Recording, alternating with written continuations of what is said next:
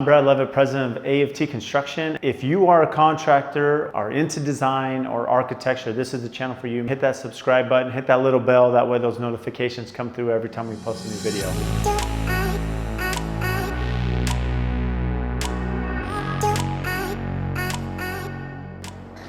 So this is a really good question by Taylor Housley. Taylor is a friend of ours, has reached out a few times on different questions, and this one he asked, do we prefer a fixed price GMP, guaranteed maximum price, or a cost plus?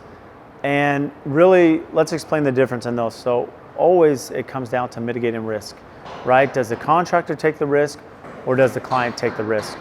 And that's what most people don't understand about the difference between the two contracts. So on a cost plus, the client is going to take all the risk. What happens is the GC, to the best of their ability, they'll come through, they'll have hard bids made from multiple GCs. A lot of times the client's involved in that, maybe the selection of the GC. You know, the contractor will give their advice on who they think they should hire.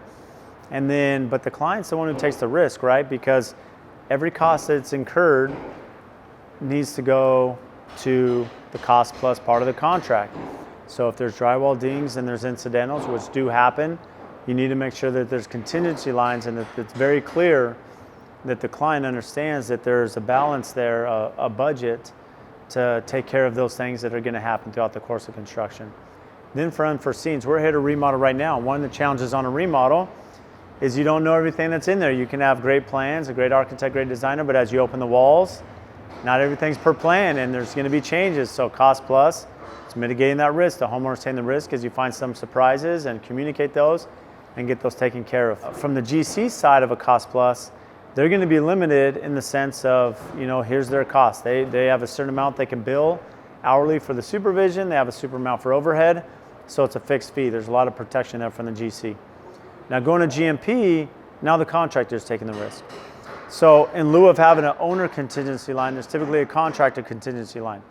So even though if we're bidding concrete to be X dollars, if there's a price increase, and this goes back to the cost plus, if there's a price increase in concrete, we're bearing that cost.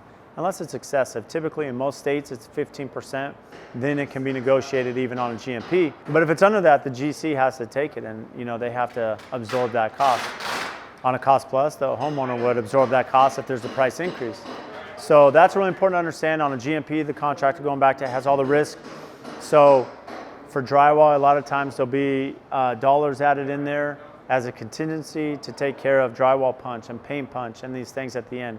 You know, all in all, the fees typically work out to be the same for the client or GC. It's just who's going to handle the risk. And a lot of clients, they want to understand what's my nut to crack, right? What's my cost for this project? If it's $1 million, that's all I want to pay. You go figure it out, right? And you have some clients that say, okay, it's still going to be $1 million, but I want to be involved in every decision. You know, I want to be part of that. I want to understand who's in my home, who's working on it. And so a lot of it's just by demographic in the US. Some states are more prone to be a cost plus, some are GMP. And again, it's just finding that balance for your customers. We found that our customers that are very busy in their career, traveling a lot, GMP is great because they can leave it to us and we go run it. Clients that are here, a little more hands-on, cost plus, they can be part of the process. So really find what's best for you. And for me, we've done them both. And again, it's a case-by-case basis. And I'm open to do either one depending on what's the best benefit for our client.